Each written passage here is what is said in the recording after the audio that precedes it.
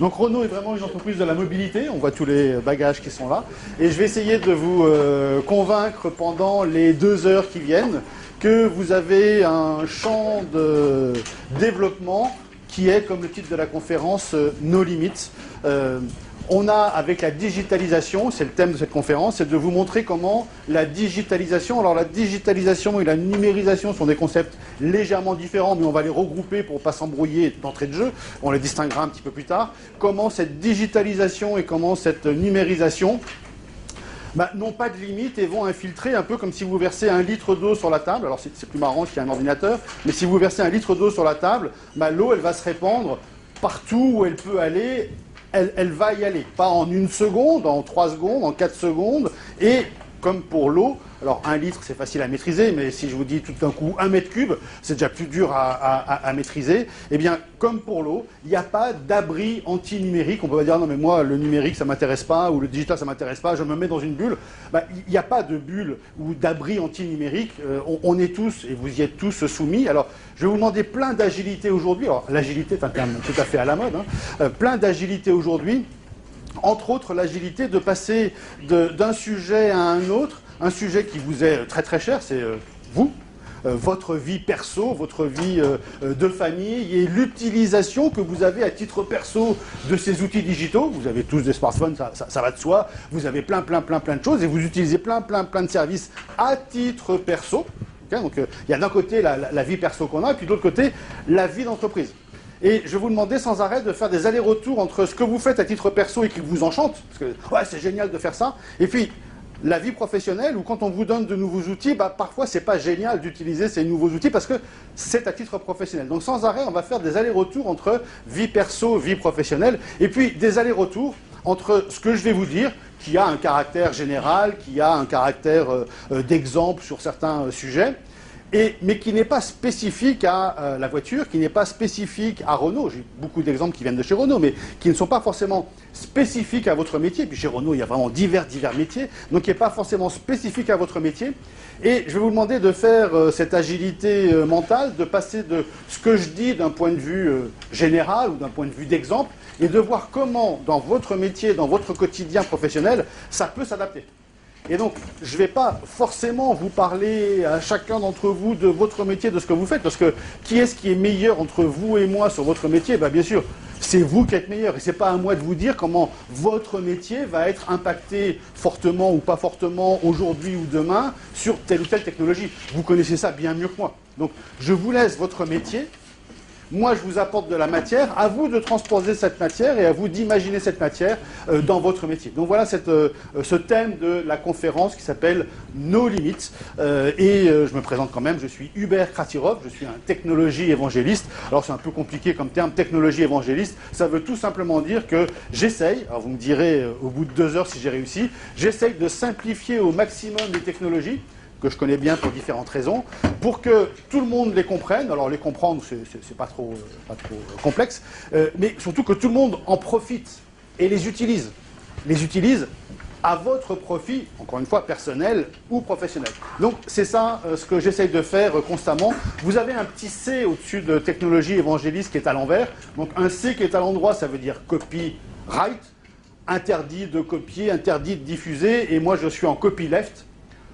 Prenez et partagez avec le plus de monde possible, copiez et diffusez à tout le monde. Tout ça est déjà sur Internet, pas dans Moodle, mais dans un site que je vais vous donner dans quelques instants, mais qui figure sur vos petits cahiers.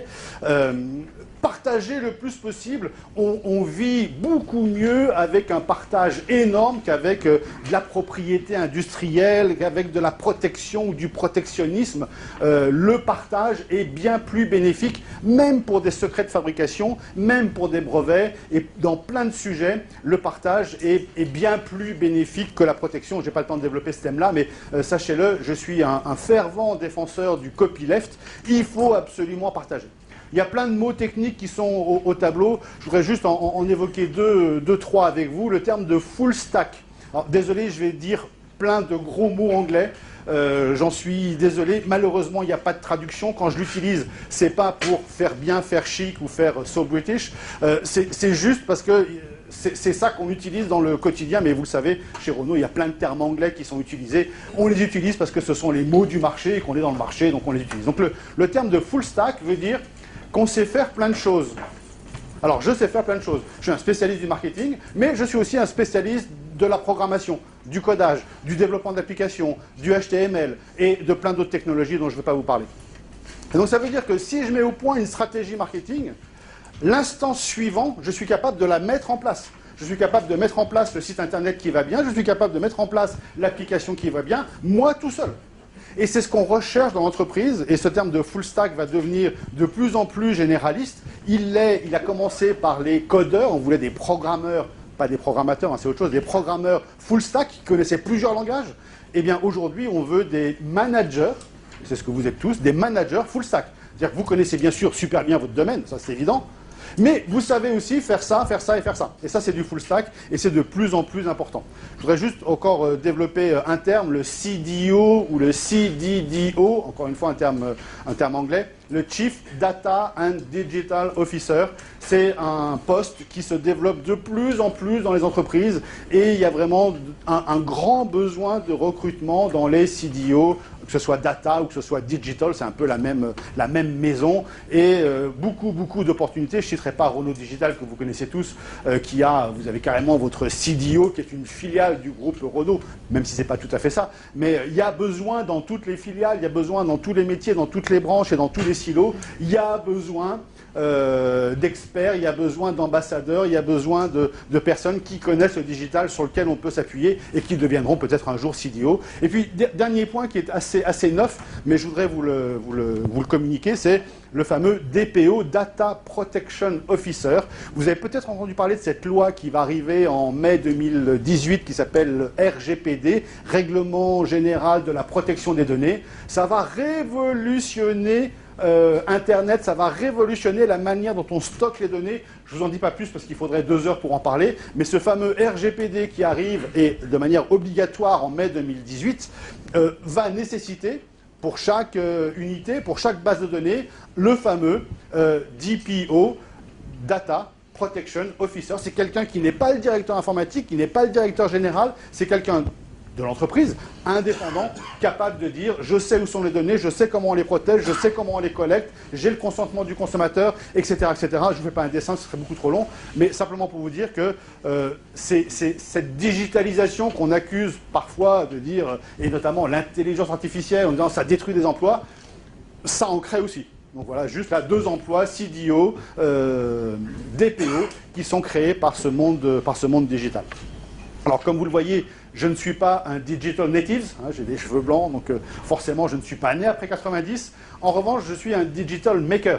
J'ai fait plus de sites internet, plus d'applications, plus de serveurs, de services et de logiciels. Et j'avais une grosse boîte de logiciels que je développais moi-même avec des collaborateurs, pour dire que je suis vraiment un digital maker. Je sais faire des choses digitales, et c'est quelque chose qui est extrêmement important. Pour en parler, c'est pas le tout de dire le big data c'est ça, mais il y a un moment, quand il faut traiter une base de données de 4 millions de lignes, ben, il faut savoir comment la traiter, parce qu'on a besoin de savoir effectivement comment la traiter. Donc ça, c'est extrêmement important à mes yeux. Donc je connais le groupe Renault. Si certains d'entre vous, j'ai regardé le trombinoscope, mais j'ai repéré personne. Si certains d'entre vous sont au département finance, on s'est déjà rencontré le 23 octobre lors du lancement d'une grande opération qui est la transformation digitale de la finance. Il y avait une personne ici. Ah, allô ? Donc cette conférence est différente de celle du 23 octobre qui était sur le côté exponentiel. Donc le côté no limit, ça se répartit partout. Et le côté exponentiel que j'ai développé pour Renault dans le programme donc de l'école de la finance qui s'appelle Digital Mindset, c'était de montrer comment le digital allait transformer exponentiellement un certain nombre de métiers, de choses, de concepts, etc. Et tout ça rentre dans le programme, alors pour ceux de la finance, vous le connaissez, lancé par Clotilde Delbos, le programme qui s'appelle Engage. Et pour l'instant, la finance, avec l'école de la finance, a missionné Grenoble École de Management pour justement accompagner les 3000 salariés dans cette transformation digitale. Donc il y a ces grandes conférences qui ont lieu au Technocentre, et puis il y a plein de groupes projets. On a une vingtaine de groupes projets qui travaillent sur certains aspects avec un esprit start-upper que je vais essayer de vous donner aujourd'hui, avec un esprit agile que je vais saupoudrer très rapidement aujourd'hui, et puis avec un esprit, bien sûr, data-driven management, puisque s'il y a quelques petites choses, je vais sans cesse vous dire, ça il faut le retenir, ça c'est important, mais parce que cette conférence est extrêmement dense, donc quasiment tout est important, mais s'il y a une chose qui est importante à comprendre en entrée de conférence, c'est que tout ce qui est digital est donc data. Donc dès qu'on fait du digital, il y a de la data. On fait du digital, un site, n'importe quoi, une application, un nouveau process, automatiquement il va y avoir de la data. Et grâce à cette data, on va savoir si les actions qu'on mène sont profitables, intéressantes, ont un ROI qui est intéressant. Auparavant, dans le monde analogique, on faisait des opérations de management, on faisait du team building, on faisait plein de choses, et puis on se doutait bien que c'était positif, mais on ne pouvait pas le mesurer. Maintenant, on peut tout mesurer. Donc le digital, c'est le monde de la mesure. Dès qu'il y a du digital, il y a de la data. Il faut la manipuler, il faut l'appréhender, il faut en faire quelque chose de sympathique. Et dès qu'il y a du digital, il n'y a plus de transparence. C'est-à-dire que si on vous dit connectez-vous au Moodle pour faire telle ou telle chose, ben, on saura exactement qui s'est connecté, combien de temps, qu'est-ce qu'il a fait, quel est son score, etc. Pas de transparence. Donc ça veut dire que, alors encore une fois, est-ce que c'est bien? Est-ce que c'est pas bien? Ça, c'est pas à moi de vous le dire, c'est pas à moi de penser pour vous. En tout cas, il n'y a plus de transparence. D'où le RGPD, Règlement général sur la protection des données, comme il n'y a plus de transparence, c'est quand même hyper important de savoir où vont les données, qui peut les lire, qui peut les interpréter et qui peut prendre des décisions au regard de ces données. Donc voilà le programme de la finance, Engage, qui peut-être fera des émules dans d'autres directions de Renault pour transformer, entamer la transformation digitale. Tout ça rentre bien sûr dans ce fameux Drive the Future, le grand plan à 70 milliards d'euros, à 5 millions de véhicules pour 2020. Donc ça, c'est le grand plan. Et la transformation digitale de la finance est là pour aider à ce que ce plan, je vois des sourires dans la salle, pour aider à ce que ce plan réussisse et qu'en 2022, vous vendiez bien 5 millions de véhicules. Et là, 7, pardon. Non. 5 millions de véhicules, 70 milliards d'euros de chiffre d'affaires. 2022. D'accord. Pardon. Ok. Le touchy.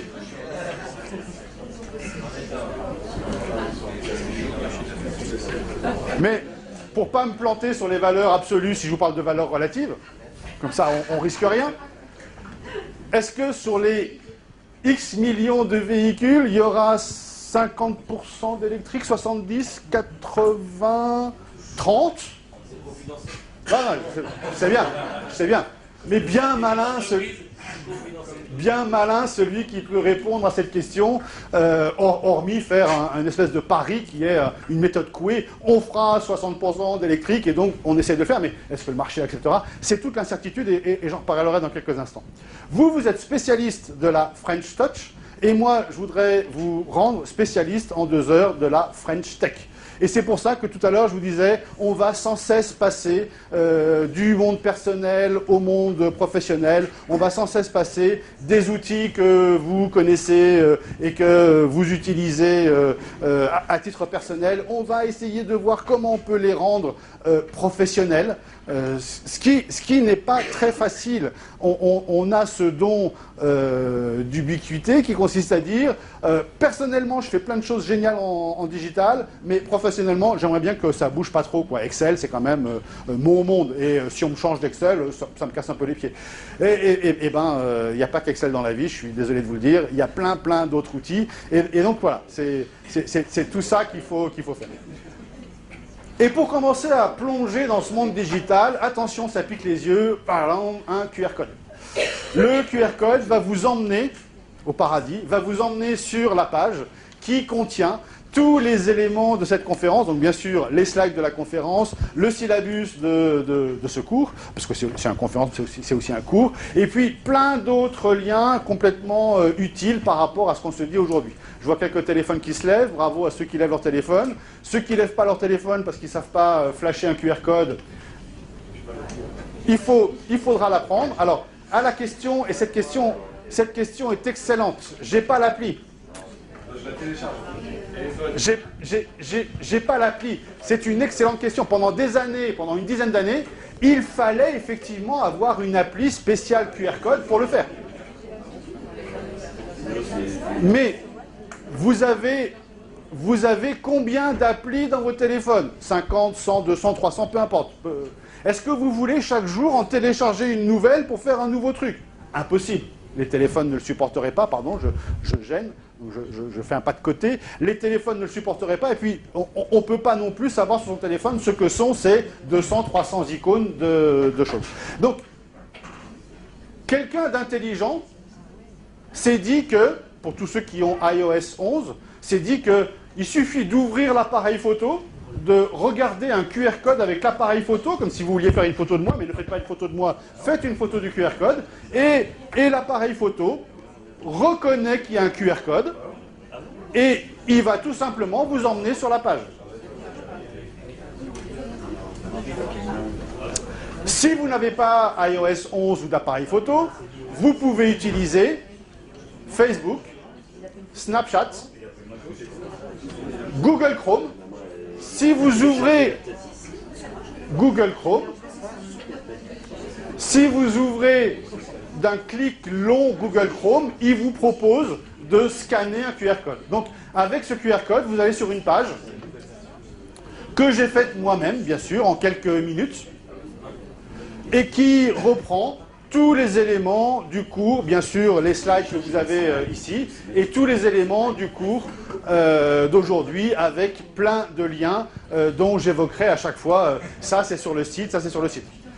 Donc, j'aurais pu, non, il n'y a pas d'identifiant, j'aurais pu mettre tout ça sur Moodle, mais là, il faut des identifiants, ça devient très compliqué. Donc, la solution la plus simple, la plus rapide et la plus agile consiste à faire sa propre page en accès libre. Vous verrez que sur cette page, il n'y a jamais marqué Renault nulle part, parce qu'il y a un caractère de confidentialité. Il y a marqué No Limit, il y a marqué J'aime, il y a marqué Formation Cadre, mais je n'ai pas marqué Renault, parce que vos concurrents n'ont pas à savoir, ou vos collaborateurs n'ont pas à savoir que vous avez eu cette conférence. Vous leur direz si vous voulez, mais ce n'est pas à moi de faire ma propre pub. Comprenez bien ça, c'est pas à moi de faire ma propre pub de mon propre site et de ma propre conférence en disant c'est une conférence Renault.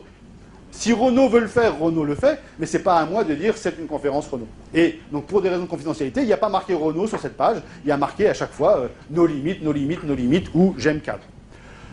Voilà pour la petite histoire, et donc vous pouvez télécharger tout ce qu'il y a, suivre en même temps que moi et faire plein de choses. Tant que vos portables sont allumés, je vais tout de suite vous poser une question sur l'interactivité que nous allons avoir ensemble avec une petite remarque.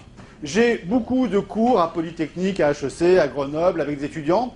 Et ma grande difficulté avec les étudiants, là, ce qui est atténué aujourd'hui, parce que vous savez que vous avez une caméra dans le dos, donc qui filme l'arrière de votre crâne, vos nuques, mais qui filme aussi potentiellement votre écran d'ordinateur, puisque ça vient de derrière. Et donc, j'ai peu d'ordinateurs allumés, et ça peut être logique. Quand j'ai devant moi 100 étudiants, j'ai 100 pommes qui sont comme ça alignés, ou 100 HP, 100 Lenovo, et je dois lutter contre Facebook, les mails, et toutes les sollicitations du monde digital. Et vous connaissez le multitasking, le fait de faire plusieurs choses à la fois, et ma devise maintenant dans toutes mes conférences, c'est moi qui vous multitask, plutôt que ce soit vous qui me multitaskez. Donc, pour que vous ne puissiez pas gérer en même temps vos mails, vos discussions, votre Facebook, vos SMS qui tombent, ben moi, je vous donne plusieurs choses à faire en même temps. Et on va commencer tout de suite. Voilà les 4 grandes parties de cette conférence. Mais là, l'introduction a été super longue. On va plonger tout de suite dans le sujet. Mais avant de commencer la conférence, je voudrais qu'on fasse un peu d'interactivité et que vous me disiez comment vous vous sentez aujourd'hui sur une échelle de 1 à 10. Pour répondre à cette question, il suffit d'ouvrir vos portables, d'aller sur slido.com, fin de journée. Ah, on a 43 réponses, bravo pour le taux de participation, c'est magnifique. Simplement, derrière cet outil de convivialité, cet outil d'interactivité, je voudrais que vous, encore une fois, que vous imaginiez professionnellement. Mais ce que je voulais vous montrer tout de suite comme passage de l'un à l'autre, passage du perso au professionnel, on utilise Slido. Moi, ce que je vous dis, c'est à chaque fois que vous réunissez plus de 8-10 personnes pour plus d'une demi-heure, vous devriez utiliser Slido pour avoir les avis, pour avoir les questions, pour avoir des remarques, pour avoir des quiz, des votes et un certain nombre de choses. C'est vraiment une manière de fonctionner extrêmement, extrêmement bonne. Pour bien comprendre ces aspects de digitalisation et où est-ce que ça va nous mener, il faut faire un petit retour historique. Et je voudrais le faire très rapidement avec vous, un petit retour historique avec deux visions. Une que j'aime bien, une que j'aime moins. À vous de voir celle que vous aimez le mieux. Je ne vous dirai pas celle que j'aime bien, celle que j'aime pas. À vous de voir celle que vous préférez, celle que vous interprétez. Il y en a une qui est optimiste et l'autre qui est plutôt pessimiste. Donc on est aujourd'hui dans la troisième révolution industrielle. Certains disent que l'intelligence artificielle représentera la quatrième. Non, elle est bien incluse dans la troisième révolution industrielle. Donc on a eu 19e la vapeur, 20e l'électricité, et puis 21e, pour faire simple, c'est pas tout à fait 21e, mais les fameuses NBIC, les nanotechnologies, les biotechnologies, l'informatique, l'IoT, etc. et toutes les sciences cognitivistes, tout ce qui est méthode d'apprentissage, entre autres, l'intelligence artificielle est contenue dans ces NBIC. Donc voilà, troisième révolution industrielle, on est en plein NBIC, donc très bien. Qu'est-ce que ça veut dire? Est-ce qu'à chaque fois qu'il y a le passage d'une ère à une autre, est-ce que ça anéantit tout ce qu'on a fait précédemment? Alors, il y a un philosophe qui a été ministre de l'Éducation, Luc Ferry, qui dit ben oui, effectivement, la vapeur au XIXe siècle a remplacé la force humaine et la force des animaux. Et donc, on ne faisait plus les récoltes, on ne faisait plus le pain, ou on ne faisait plus différentes choses avec de la force humaine. On a remplacé ça par de la vapeur. Donc, plus personne, après l'apparition de la vapeur, alors ça a pris quelques années, hein, mais plus personne n'a usé ses muscles à faire tourner une machine. Et puis après la vapeur, on a trouvé l'électricité, et aujourd'hui, il n'y a quasiment plus de machines à vapeur. Toutes les machines sont plutôt alimentées à l'électrique. Il reste bien sûr, pour faire de l'électricité, même une centrale nucléaire, fonctionne sous un principe de vapeur. Mais peu importe, oublions ça. Nous, dans nos maisons, dans nos écoles, dans nos entreprises, il y a assez peu de vapeur.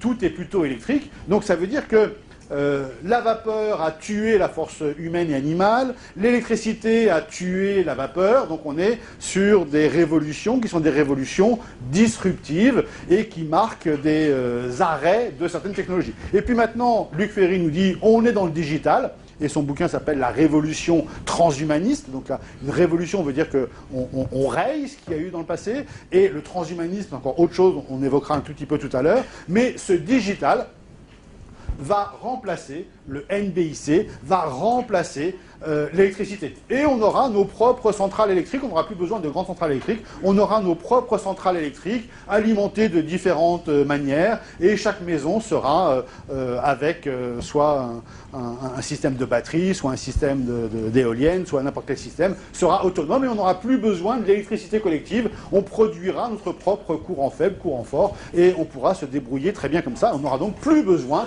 des centrales à charbon, des centrales nucléaires, et de toutes ces choses-là. Voilà. C'est la vision disruptive de Luc Ferry.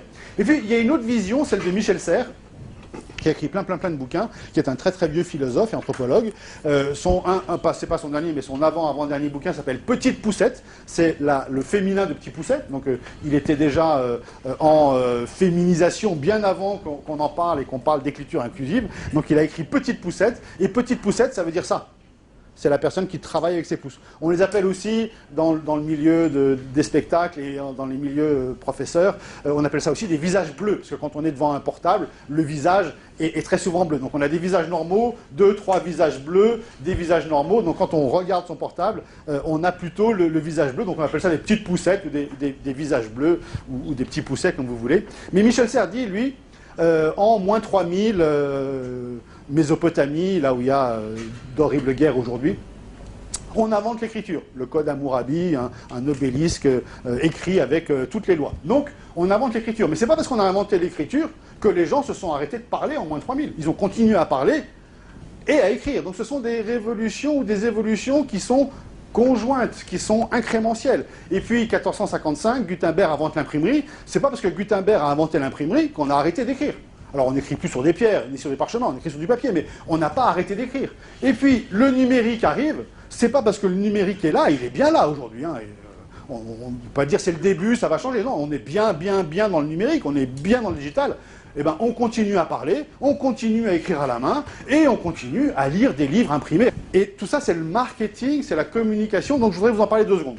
C'est quoi le marketing? Je vous donne la définition du pape du marketing. Il s'appelle Philippe Kotler. Si vous avez fait des études en école de commerce, vous l'avez forcément rencontré, ce pauvre Philippe Kotler, à un moment ou à un autre. Et il dit la chose très simple, le marketing, c'est satisfaire les besoins des gens en gagnant de l'argent. Donc je satisfais quelqu'un, il a un besoin, je le satisfais, et ça me fait gagner de l'argent. C'est aussi simple que ça, le marketing. Et donc, face à cette définition en 3 mots, je me dis, moi, je ne peux pas faire mieux. Ce que je vais faire, c'est que je vais faire un rébus. Et c'est la même chose.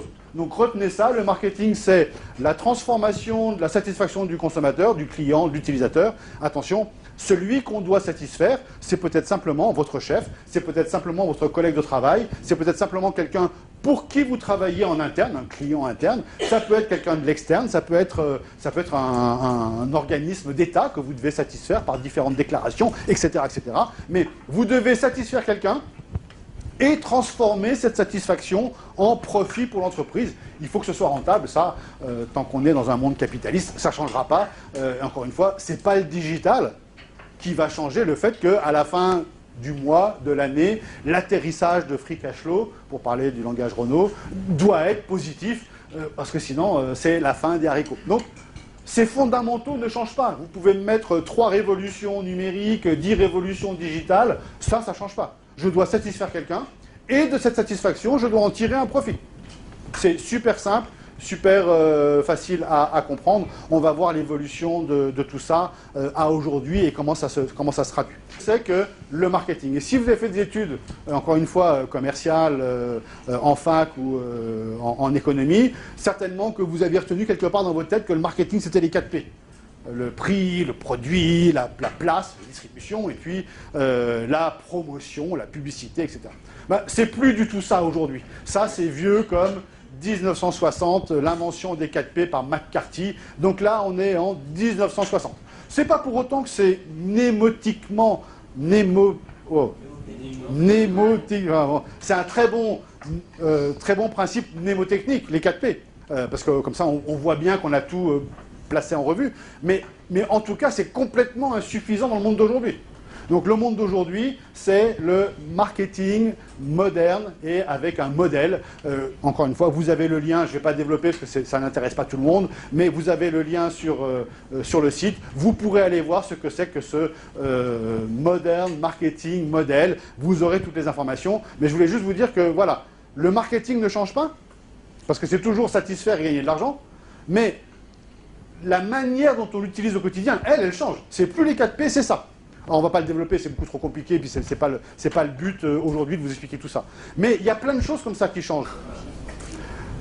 Donc, attention aux vieux concepts, aux vieilles méthodes des années 60. Alors, le bon produit au bon endroit, au bon prix, tout ça c'est vieux, ça ne sert plus à rien. Le cognitif, affectif, ça ne sert plus à rien. Le sans casse, le AIDA. Et un outil qu'on utilise très très très souvent, qui est aujourd'hui dépassé. Alors, il n'est pas inutile, mais il est dépassé, c'est celui-là.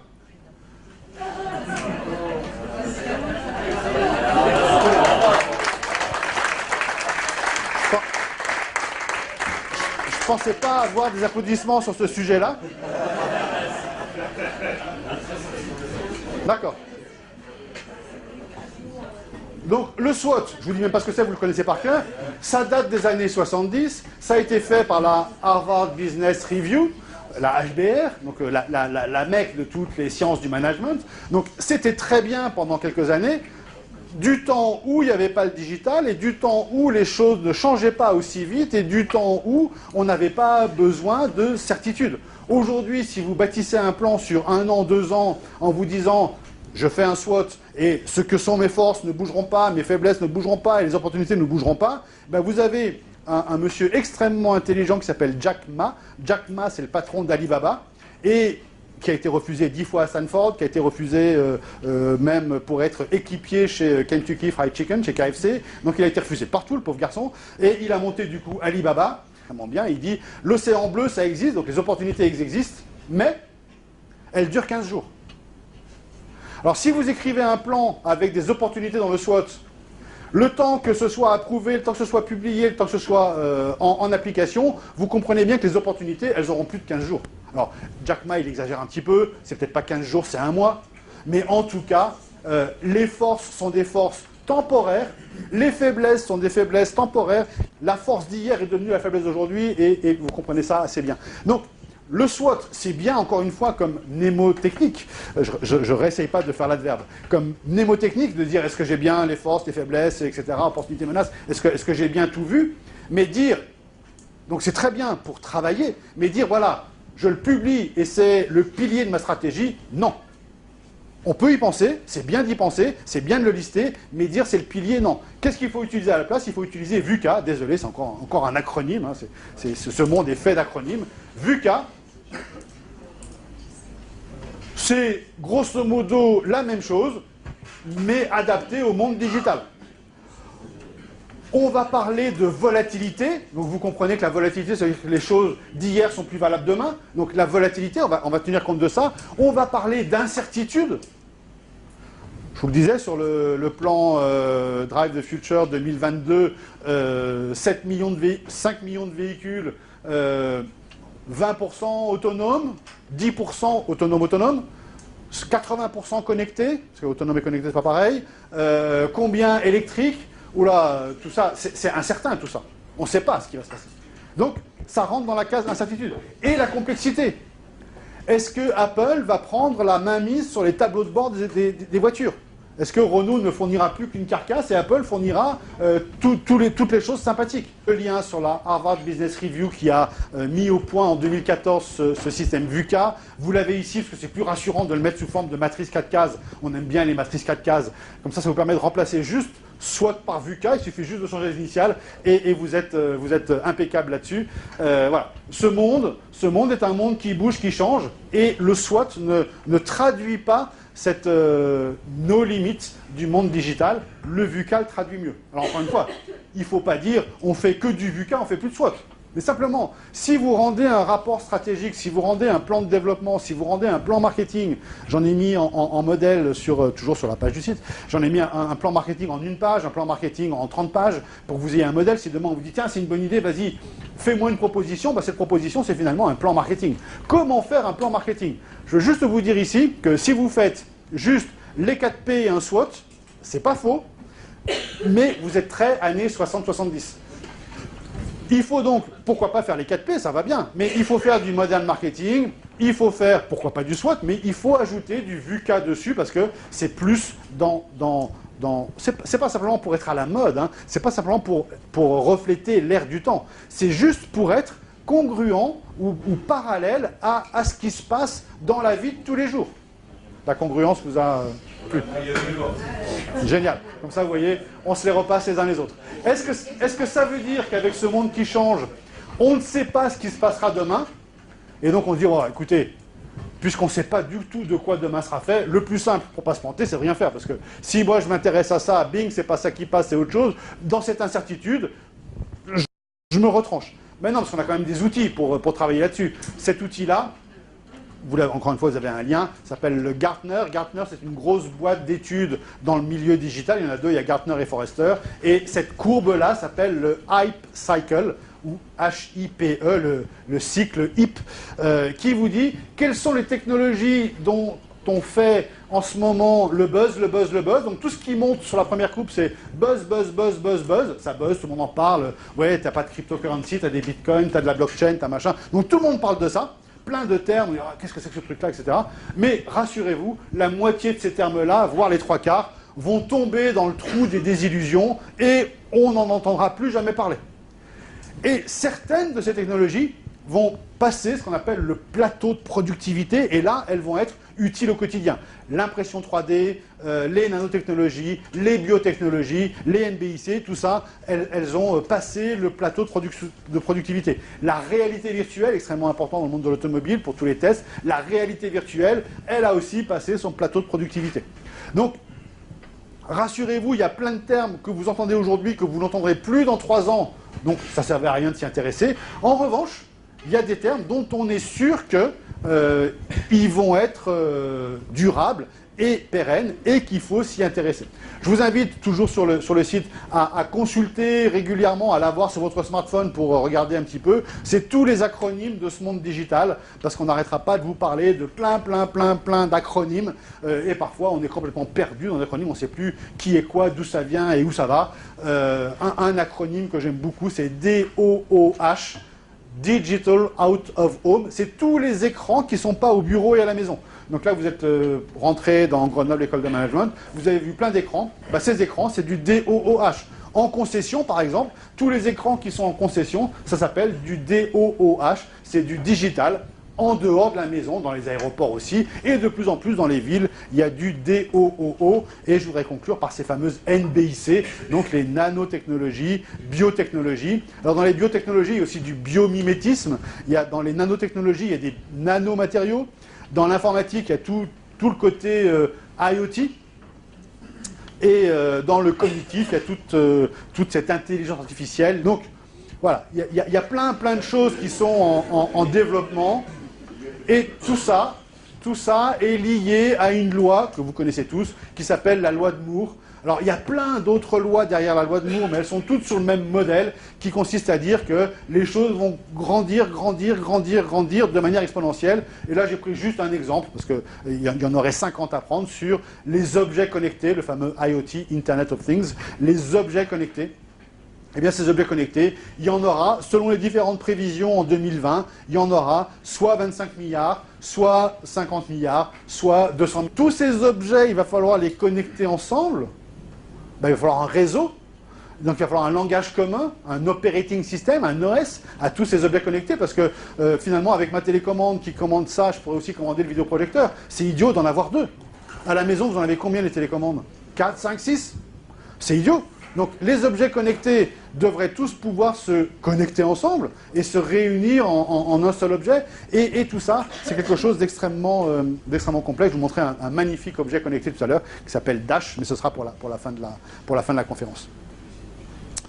Donc voilà, le monde exponentiel, ça va plus vite, il y en a de plus en plus, on va toujours plus vite. Et là, quelque chose d'extrêmement important, parce que ça a des implications dans votre travail quotidien, c'est la vitesse d'itération bat la qualité d'itération. Donc aujourd'hui, la doctrine, qu'il vaut mieux répondre rapidement de manière approximative que d'attendre 3 semaines pour faire une réponse parfaite. Parce que comme vous l'avez compris, dans un monde qui bouge très vite, 3 semaines, la question n'est peut-être plus d'actualité. Donc il faut apprendre à répondre vite en admettant. Et il faut que votre hiérarchie l'admette aussi, parce que sinon, c'est un truc à se casser la figure. Il faut répondre rapidement en admettant, mais collectivement, votre hiérarchie, l'entreprise, que les réponses rapides sont sujets à un taux d'erreur supérieur à une réponse longue. Mais parfois, la réponse longue ne sert plus à rien. Alors, est-ce qu'il vaut mieux répondre au bout de 3 semaines et que ça ne serve à rien? Ou est-ce qu'il vaut mieux répondre de manière, alors pas complètement fausse, mais de manière approximative, en direct? Dans l'agilité, qu'est-ce qu'on nous dit aussi? On nous dit qu'il faut se tromper. Et pourquoi pas se tromper, c'est une très bonne chose. La seule chose, c'est qu'il ne faut pas se tromper au bout d'1 an de projet. Avec 25 personnes qui travaillent pendant 1 an et qu'on dit au bout d'1 an, on s'est trompé. Non, il faut se tromper dans des équipes très courtes de 10 personnes, il faut se tromper rapidement et il faut se tromper pour pas cher. Mais on doit se tromper. Celui qui ne se trompe pas, finalement, il n'a rien essayé. Le grand concept derrière l'agilité, c'est le test and learn. Et on doit venir, les gens qui travaillent pour vous et vous qui travaillez pour d'autres personnes, on doit constamment venir vers les personnes avec des nouveaux modèles, des nouveaux prototypes, des nouvelles propositions, des nouvelles solutions, des nouveaux écrans. Voilà, qu'est-ce que t'en penses? Qu'est-ce que t'en penses? Qu'est-ce que t'en penses? Et ça, c'est le fondement de l'agilité. Et je vais vous faire lire en quelques instants le Agile Manifesto. Et je vous inviterai à réutiliser Slido à ce moment-là. Ce Agile Manifesto est quelque chose d'extrêmement important. Il est affiché sur toutes les portes de Renault Digital. Donc tout ça est plus efficace. Vous connaissez ce concept de faire plus avec moins, faire plus de MVP, Minimum Viable Product, ou de Proof of Concept, des POC.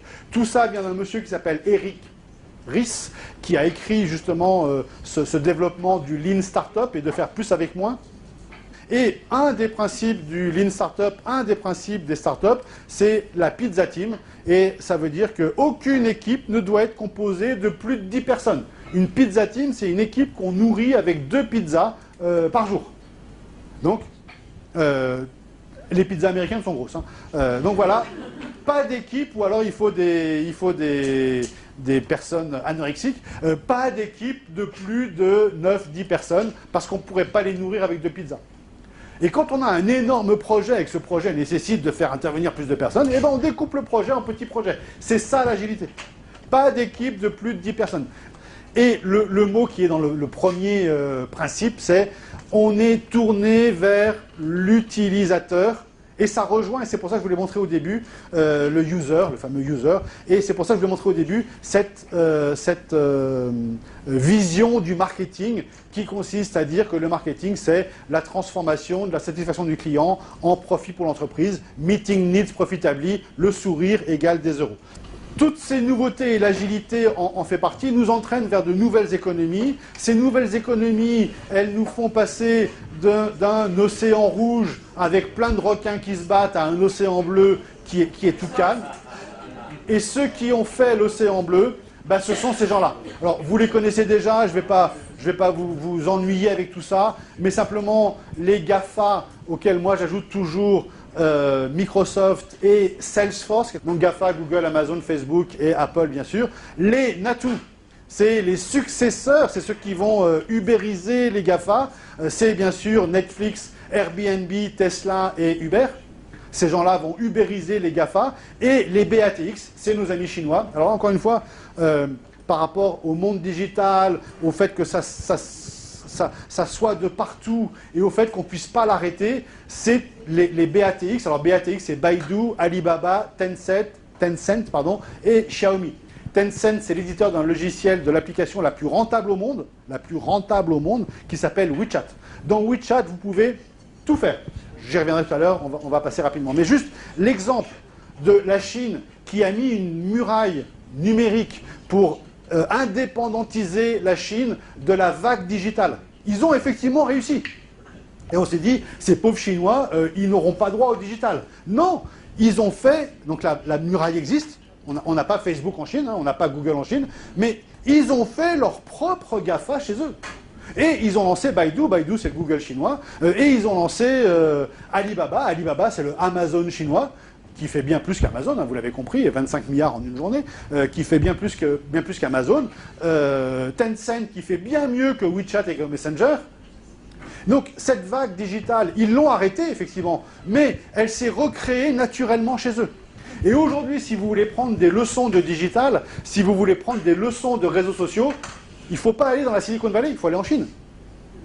La plus grosse application de réseaux sociaux, c'est WeChat. Dans ce monde no limit, il y a plus de partage. Je vous l'ai dit avec le copyleft, le partage est quelque chose d'extrêmement important. Quelqu'un que j'aime beaucoup, qui est très controversé, mais moi je l'aime bien, Idriss Aberkan. Regardez une conférence d'Idriss Aberkan sur... alors le personnage est un petit peu parfois humoristique, sarcastique, il peut énerver, c'est pour ça qu'il est très polémique et un peu controversé. Mais c'est quelqu'un d'extrêmement intéressant qui parle extrêmement bien de l'économie du partage, de l'économie de la connaissance et qui a quand même pas mal de qualités, entre autres celle d'être jeune et sympathique. C'est un fervent défenseur et un acolyte de Gunther Pauli, c'est un Belge. Gunther Pauli, il a inventé la Blue Economy. Alors la Blue Economy, c'est encore mieux que l'économie du recyclage, c'est l'économie du upcyclage. Et on va partager nos déchets pour les valoriser ensemble. Et c'est quelque chose d'extrêmement intéressant qui crée réellement beaucoup d'emplois et beaucoup de richesses. Évoqué, c'est la fameuse blockchain. C'est quoi la blockchain ? C'est tout simplement du calcul partagé et du stockage partagé. C'est beaucoup plus puissant si je vous dis à tous de prendre un bout de papier et d'écrire « Je dois offrir un repas à Sandrine dans le mois qui vient ». Parce que si je veux effacer ce contrat, il faudra que je passe sur vos 50 blocs de papier pour effacer 50 fois « Je m'engage à dîner ou à déjeuner avec Sandrine dans le mois qui vient ». Je ne pourrais pas le faire. Alors que si je le dis de tête à Sandrine, et même si je prends un tiers de confiance qui serait le directeur de l'école, en disant j'atteste devant le directeur de l'école que je ferai ce contrat avec telle personne, il reste au bout du compte, qu'on soit en B2C, en B2B, qu'on soit entre salariés, entre collègues, entre amis, ou qu'on soit vis-à-vis d'un gouvernement, tout ça, au bout du compte, ça reste du humain face à un humain. C'est un humain, j'aime mieux dire humain que homme, c'est plus correct, un humain face à un humain. C'est le fameux H to H, human to human. Au bout du compte, il y a toujours un humain qui parle à un humain. Alors, il se trouve que le monsieur Mark Zuckerberg, il a le droit, avec son Facebook, de parler à 2 milliards d'humains en 1 seconde. Chose qui était impossible il y a quelques années. Lui, il peut, en envoyant un message, toucher 2 milliards de personnes. Il n'y a que lui qui peut faire ça. Mais c'est pas grave. Au bout du compte, s'il vous parle à vous, ben, c'est Mark Zuckerberg lui-même qui parle à vous. Et donc, c'est humain tout humain. Sauf que lui, il arrive à toucher beaucoup de personnes à la fois. Et pour finir, on va changer de partie, enfin. On va changer de partie, on va passer à la deuxième partie. Le consommateur ou notre client a plus d'attentes. C'est normal, c'est logique. Et ces attentes, on passe à la deuxième partie, ces attentes, elles sont totalement nouvelles. Encore une fois, pour voir comment elles sont nouvelles aujourd'hui, il faut faire un tout petit passage en arrière, un tout petit peu d'historique, mais très très très rapide. J'aime bien cette phrase, pourquoi se contenter du minimum alors qu'on peut exiger le maximum? Alors un tout petit peu d'historique pour comprendre ça. Dans les années 90, quand on nous parlait d'un sujet ou de n'importe quoi, on se disait il faut que ce soit sur Internet. Donc on allait voir sur Internet s'il y avait cette chose-là dans Google. Et en gros, si tu n'es pas dans Google, tu n'existes pas. Donc il faut être dans Google, il faut avoir un site, et il faut qu'on soit référencé quelque part pour qu'on voit que ça existe. Aujourd'hui, c'est plus suffisant. Le fait d'avoir un site, c'est bien, mais il faut aussi maintenant avoir un site qui soit joli sur mobile. Et encore mieux, il faut avoir une application. Ou encore mieux, il faut avoir un chatbot. Donc il faut être dans un mobile, dans un téléphone portable. Et ça, c'était les années 2000, 2010. Et depuis 2010, ça ne suffit plus d'avoir un mobile. Qu'est-ce qu'il faut en plus? Il faut ces fameux living services que je vais vous développer dans quelques instants. Mais aujourd'hui, on est vraiment sur une stratégie qui n'est plus mobile first, qui est vraiment mobile only. Il y a plein de consommateurs, généralement les moins de 25 ans, mais ça va aller jusqu'à 30, 35, qui vont avoir pour tout gérer qu'un mobile. Et donc, tout se passe sur un mobile. Si votre site n'est pas adapté au mobile, ben, vous allez perdre aujourd'hui peut-être 15% de commandes, demain 25%, après-demain 35%. Encore une fois, vu qu'à l'incertitude, je ne sais pas, mais vous allez perdre des commandes. Demain, les gens commanderont des voitures 100% sur mobile. Et je vais vous montrer tout à l'heure, quand on parlera du parcours client, le nouveau parcours client, les gens ne vont plus en concession. Sur un mobile, est-ce que vous savez quelle est l'application la moins utilisée? Et alors là, je vais vous faire un parallèle... le téléphone. On utilise quoi à la place? On utilise tous les autres moyens pour téléphoner, pour échanger, qui sont via Wi-Fi. Et demain, les opérateurs vont vendre des forfaits sans voix, donc sans téléphone. Mais on pourra téléphoner par WhatsApp, par Skype, par Messenger et par plein d'autres moyens. Vous voyez cette photo-là? Ben, on peut mettre la même chose avec un logo TF1 France Télévisions. TF1 France Télévisions, on regarde de moins en moins. Qu'est-ce qu'on regarde à la place? On regarde tous les replays, on regarde mytf1.fr qui n'est pas TF1. Le TF1 de la TNT en synchrone. C'est-à-dire que le journal sur TF1, il est à 20h, il n'est pas à 20h10, 20h30, 20h50 sur TF1. Mais sur myTF1, le journal, il est quand je veux. Et du Netflix, et du YouTube, et tout ce que vous voulez, ça va être la même chose. Et après, on peut le faire sur plein d'autres domaines. Simplement... Et vous devez transposer ça dans votre domaine. Comment faire pour que Renault ou les voitures ne soient pas ici? Comment faire pour que les voitures soient bien, ou la marque Renault, ou les services Renault, parce que peut-être que demain vous ne vendrez plus de voitures, vous vendrez que des services, ou comment faire pour que les services Renault soient bien dans ce qu'on utilise le plus et pas dans ce qu'on utilise le moins. C'est une vraie question, hein. Alors, je ne suis que conférencier, je ne suis que technologie évangéliste. Je n'ai pas la réponse à cette question. Je ne suis pas consultant chez McKinsey, chez Boston Consulting Group ou chez Pricewaterhouse. Je ne suis pas consultant, je n'ai pas la réponse à cette question. Simplement, je me la pose et je vous la pose dans des termes où vous pouvez commencer à essayer d'imaginer une réponse. C'est ça qui est important. Donc, cette fameuse évolution post-mobile, maintenant qu'on est sur le mobile only, qu'est-ce qu'il y a derrière? Alors derrière, quelque chose d'extrêmement important, c'est deux choses. La digitalisation de tout. Vous avez tous pris un train pour venir ici. Qui a, alors peut-être la question est, on pourrait faire un sondage, qui a un billet sur le smartphone et qui a un billet papier? De plus en plus, on a des billets sur les smartphones. C'est la digitalisation de tout. C'est beaucoup plus complexe de comprendre ce que sont les liquid expectations. Alors, si on passe maintenant aux liquid expectations, je vais vous dire quelque chose d'extrêmement simple. Une liquid expectation, ça va déboucher sur une loi qui est la loi d'Audiard, une loi que j'ai inventée, qui est absolument fantastique. Cette liquid expectation, ça consiste, si je vous donne la définition technique, ça ne va pas beaucoup vous parler, c'est un benchmark intersectoriel. C'est-à-dire que, ici, si on prend nos téléphones, on est capable de se faire livrer des pizzas à l'accueil de GEM en une demi-heure. On se fait tous livrer une pizza ou des sushis ou n'importe quoi à l'accueil de GEM. On tâtonne un petit peu, ou du Starbucks est en face, on tâtonne un petit peu, on trouve le livreur, on appuie dessus, on commande et on a une pizza qui arrive ou des sushis qui arrivent. Tout le monde sait faire ça, ou quand on est chez soi, on fait marcher les restaurations livraison à domicile. On peut tous avoir ce qu'on veut à domicile facilement en une demi-heure avec son smartphone. Ok, d'accord. Pourquoi je ne pourrais pas avoir ma carte bancaire à livrer à domicile? Donc j'appelle ma banque, je dis voilà, ma nouvelle carte bancaire est disponible, vous m'avez envoyé un SMS, merci. Je voudrais que vous me la livriez, et là, aujourd'hui, je suis à Grenoble. Ou si vous appelez votre opérateur téléphonique à Roissy, au T1 de Roissy, vous vous apprêtez à partir pour un voyage business de 10 jours, vous allez au Japon voir nos amis de chez Nissan, vous vous apprêtez à partir 10 jours au Japon et on vous vole votre téléphone. Vous en rachetez un nouveau téléphone, c'est facile, hein, 100 €, vous trouvez un petit Android facile pour faire l'intermédiaire. Et vous appelez Orange, ou SFR, ou Bouygues, ou n'importe qui, ou Free, et vous dites, voilà, je suis au T1 de Roissy, est-ce que vous pourriez me livrer une carte SIM? Je pars dans une demi-heure. Donc, une liquid expectation, ça consiste pour le consommateur à dire, puisque quelqu'un peut faire quelque chose, pourquoi est-ce que Renault ne le ferait pas aussi?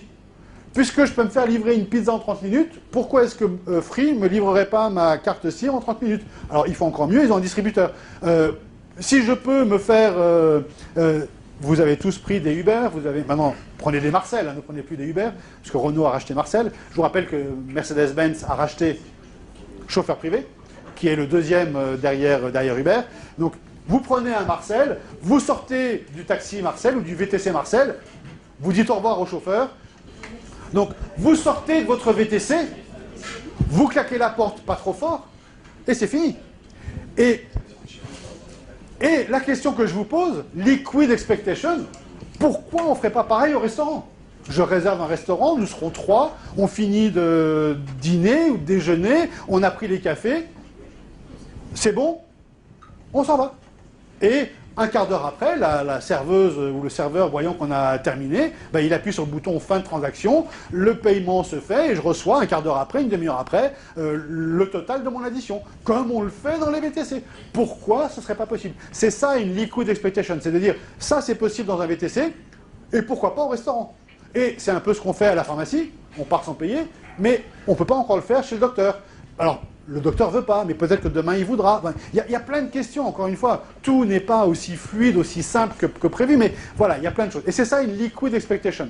Et on arrive à cette fameuse loi de Michel Audiard, que j'adore, et qui dit « Un client, ça ose tout ». Et un client, ça ose tout simplement parce que quand il voit quelque chose qui lui plaît quelque part, nonobstant le changement de secteur, le changement de personne, il vous dit « moi je veux la même chose ».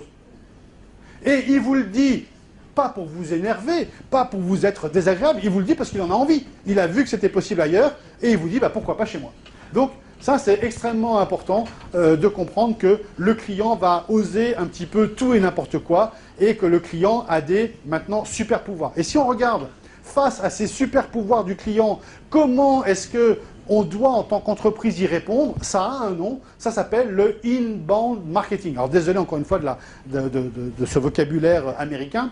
Le inbound marketing, ça consiste à dire le consommateur a du pouvoir, le consommateur est puissant, donc le marketing d'hier risque de ne pas marcher demain. Voilà la big picture du inbound marketing. On ne va pas le regarder en détail, retenez simplement le 1, 2, 3. Le 1, c'est le fameux Customer Empowerment. Le consommateur est de plus en plus puissant parce qu'il a un smartphone, parce qu'il peut tout comparer, parce qu'il peut tout voir. Le 2, c'est face à ce consommateur très puissant, ben je suis obligé d'utiliser un nouveau marketing qui s'appelle le inbound. Je vais vous le définir dans une seconde, c'est extrêmement simple. Et quelle est la finalité de tout ça? La finalité de tout ça, c'est de faire baisser le taux de churn. Le taux de churn, c'est le taux d'attrition. Le taux d'attrition, c'est le nombre de personnes qui nous abandonnent. C'est le taux d'abandonnistes. Donc pour éviter que les gens ne nous abandonnent, ou fassent, pour encore utiliser un terme anglais, du brand switching, aillent voir ailleurs, pour éviter d'être abandonnés, pour éviter d'avoir un taux de churn, ben, il faut que je m'adapte à ce nouveau marketing. Alors, je vais vous donner une définition très rapide du inbound marketing avant d'évoquer le dernier point de la conférence. Le inbound marketing, ça consiste, alors ça les gens aiment bien, ça consiste à ne rien faire.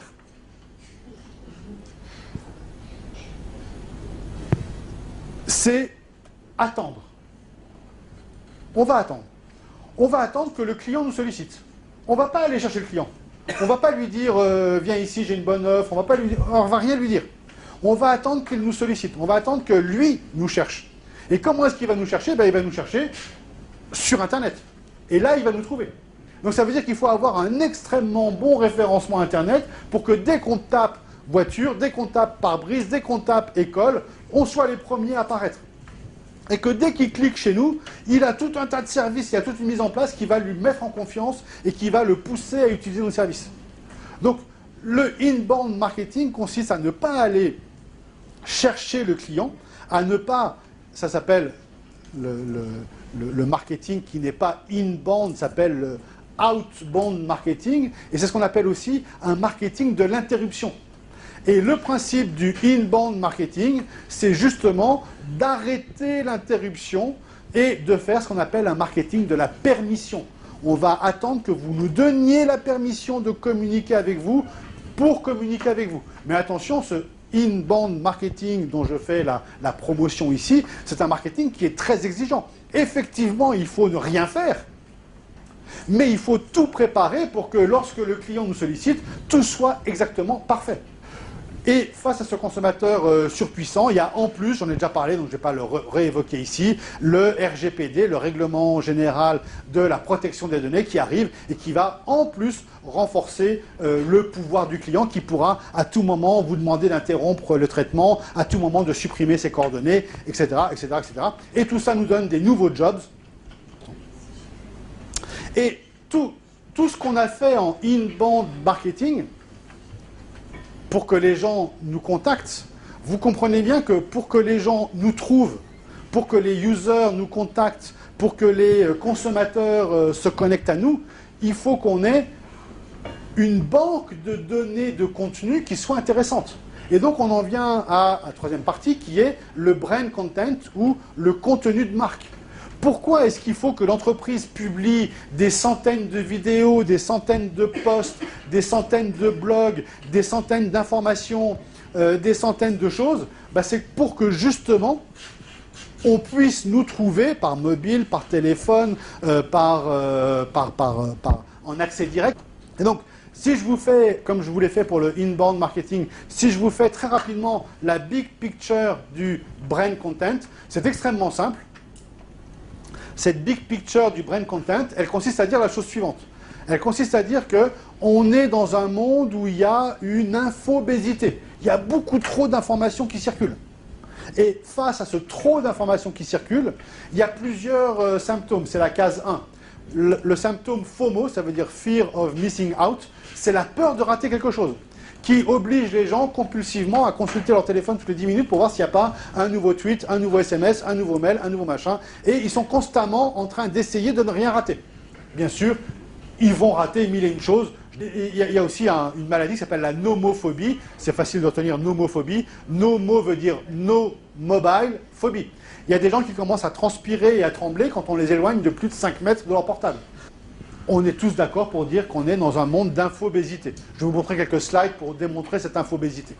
Et donc là, où ça se complique, c'est que Renault va vous demander de plus en plus dans les années à venir de rajouter de l'information à l'information qui est déjà en obésité pour toucher les clients que vous devez toucher. C'est-à-dire que si vous êtes responsable d'un département de n'importe quoi, on va vous dire, ben voilà, tu informes toutes les personnes de telle division Renault de l'avancement de tel projet. Donc qu'est-ce que vous faites quand vous faites ça? Vous ajoutez de l'information à l'infobésité. Et on vous dit, ton mail, il doit être super, il doit informer tous les mois telle personne, ou tel groupe. Ou si vous êtes à la vente, bah, vous devez envoyer régulièrement des SMS ou des emails ou n'importe quoi d'autre, des pubs, aux clients de la concession pour les relancer. Différentes choses. Donc on va vous demander dans votre job d'ajouter de l'information à l'information qui est déjà là. Comment ajouter de l'information sans que ce soit une pollution supplémentaire? Ben, c'est que cette information, elle doit être extrêmement bien faite. Et c'est ça qu'on appelle le brand content. C'est-à-dire que si au lieu d'envoyer un Xème mail à la division d'à côté pour expliquer où en est le projet, vous envoyez une vidéo de 45 secondes, ben, votre vidéo, ça devient du brand content qui sera beaucoup plus lu que le mail que vous auriez envoyé en disant... Et pour y arriver, vous n'avez qu'une solution, c'est de faire du brand content. C'est de faire un super contenu. Et c'est ce qu'on va voir ici rapidement. L'objectif final, c'est de devenir une love mark, c'est-à-dire une marque que tout le monde va adorer. Alors, je vous fais grâce de tous les chiffres. Vous savez, il y a voilà, tout ce qui se passe en 60 secondes sur Internet. Alors, il y a tant de millions de tweets, tant de millions de mails, tant de millions de SMS échangés. C'est ça l'infobésité. Face à cette infobésité, ben on est un peu comme un hamster qui roule sans arrêt en essayant de tout capter. Et il y a même, aux États-Unis, on peut se moquer d'eux. Encore une fois, hein, je ne dis pas que tout ça est positif, je ne dis pas que tout ça est négatif, je dis juste, voilà, c'est là, à nous de l'appréhender. Ce qu'on ne peut pas éviter, on ne peut pas l'éviter, cette infobésité. Il faut l'embrasser. Il faut essayer de faire avec, il faut essayer de se débrouiller avec. Il faut essayer d'avoir une box zéro malgré les centaines de mails que vous recevez par jour. Il faut donc dealer l'info, il faut essayer de voir comment on peut faire. Et aux États-Unis, pour 5 000 $ la semaine, vous pouvez faire une cure de désintoxication dans cet établissement qui s'appelle la Esalen Institute. Alors, je vous montrerai qui a dit Content is king. Le fait de faire un bon contenu est absolument fondamental. Alors celui qui a dit ça, non, c'est Elvis is a king. Non, c'est Bill Gates qui a dit ça. Il y a très longtemps, en 86, il avait déjà compris que le contenu était important. Voilà le mail initial de Bill Gates. Et je voudrais vous parler d'une manière de faire du contenu qui me tient bien à cœur. Il y a des dizaines de manières de faire du contenu, hein. Des vidéos, des blogs, des posts, des photos, plein de choses qui sont absolument adorables, agréables et qui sont extrêmement percutantes. Moi, ce que j'aime au-dessus de tout, c'est le learn marketing. Le fait de faire de l'apprentissage avec un contenu pour aider les gens. Plutôt que de dire au groupe d'à côté que votre projet avance, proposez-leur en 10 mails une formation à l'utilisation de votre outil. Qu'est-ce qu'il a bien compris? Google l'a très bien compris. Vous pouvez aujourd'hui être gradué de la Google Institute. Google, plutôt que de vous dire voilà comment on utilise nos produits, ils vont dire je vais vous diplômer, je vais vous faire une formation à l'utilisation de vos produits.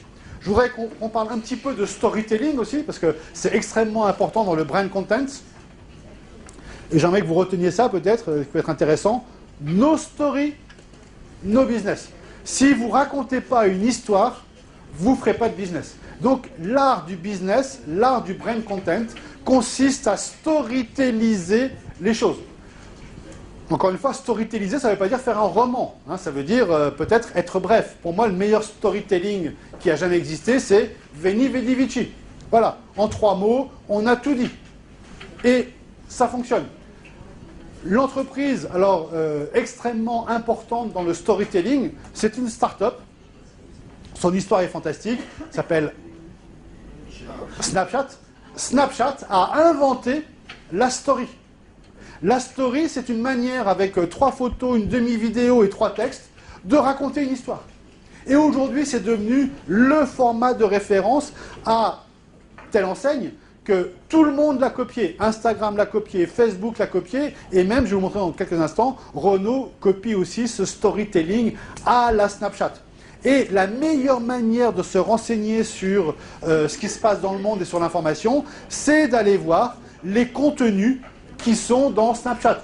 Snapchat, ça ne sert pas qu'à se mettre des oreilles de lapin sur le visage ou à envoyer des photos, à envoyer des cœurs ou des photos à caractères divers et variés qui seraient supprimés dans les 10 secondes. Snapchat est une grosse plateforme d'information qui invente des nouveaux formats. Et Renault fait la même chose. Quand Renault fait un mini-site internet pour raconter sa stratégie 2022, eh bien ce mini-site internet, il est ni plus ni moins copié sur une story à la Snapchat. On vous raconte image après image. Il y a quelques années, on publiait un PDF avec les comptes de résultats de l'année. On publiait rapport annuel. Aujourd'hui, c'est fini. On fait une super animation et on retient tout en quelques secondes. Alors que le PDF du rapport annuel, on n'aurait rien retenu. Donc, c'est vraiment hyper important. La conclusion, c'est poème. Poème, ça veut dire quoi? Ça veut dire tout ce que vous pouvez faire avec votre information. Vous pouvez payer pour diffuser votre information, ce qu'on appelle de la pub. Vous pouvez posséder vos propres réseaux de distribution d'informations, ça s'appelle ce qu'on appelle le own, ou vous pouvez gagner à travers les réseaux sociaux de nouveaux moyens de distribution de votre information. Donc votre information, soit vous payez pour la diffuser, ce qui n'est pas une bonne chose, mais il faut commencer par là, soit vous êtes malin et vous la diffusez sur vos propres réseaux, c'est-à-dire propre site internet, propre mini-site, propres réseaux sociaux, votre Twitter, votre Facebook, etc., etc. Et soit vous êtes encore plus malin et vous faites en sorte que votre information fasse un buzz et que ce buzz soit ce qu'on appelle le earned, c'est-à-dire que vous allez gagner des gens qui n'étaient pas sur la pub, qui n'étaient pas sur votre site, mais qui vont être gagnés par simplement le partage qu'auront fait les autres. Et tout ça va nous donner une empreinte digitale. Cette empreinte digitale, c'est un petit peu la manière que l'entreprise a de communiquer avec son écosystème. Et chaque entreprise est suffisamment mature pour avoir le droit de ne pas payer de pub parce que suffisamment de personnes viennent la voir. Est-ce que vous savez ce que c'est que ça? C'est pas la sonnette de mon appartement, c'est un dash button. C'est la commande automatique de chez Amazon. Donc quand vous appuyez là-dessus, vous collez ça sur votre lave-vaisselle, c'est un produit de lave-vaisselle, finish. Quand vous appuyez là-dessus, sans que vous n'ayez rien à faire, pas de mail, pas de confirmation, pas de carte bancaire, pas de CCV, pas de code PIN, rien du tout. Vous appuyez là-dessus, le lendemain, vous avez le produit que vous avez référencé qui arrive chez vous directement. Et ça marche pour des tonnes et des tonnes de produits. Et c'est ça ce qu'on appelle une user experience sans frottement, sans couture, sans contrainte. On appuie sur un bouton et c'est fini. Comme quoi, vous voyez, le monde, il peut être phygital, ça c'est physique, et c'est connecté au digital, et ça va générer la commande. Rassurez-vous, il y a plein de précautions qui sont prises pour que n'importe qui n'appuie pas, et pour éviter qu'on appuie 10 fois dessus, mais peu importe. Donc ça veut dire que la meilleure user experience consiste à, comme on l'a vu dans l'agilité, à simplifier complètement le process, à faire en sorte d'être quasiment invisible et à appuyer là-dessus. L'étape ultime consiste à digitaliser ça et à faire en sorte que ce soit le lave-vaisselle, ce qu'on appelle le Thing to Commerce, que ce soit le lave-vaisselle, comme une voiture par exemple, qui commande directement la pièce de remplacement ou qui commande directement les tablettes parce qu'il voit que son réservoir à tablettes, il ne reste plus que 5 tablettes à l'intérieur, donc il peut faire aussi stockage de tablettes, le lave-vaisselle, et donc il voit qu'il ne reste plus que 5 tablettes à l'intérieur, il commande directement les tablettes, donc on n'a même plus cet outil-là à appuyer. Et c'est ça l'expérience qu'on cherche à donner à nos clients. La meilleure expérience, et c'est là où est le paradoxe, la meilleure expérience qu'on va avoir avec le client, c'est carrément de disparaître.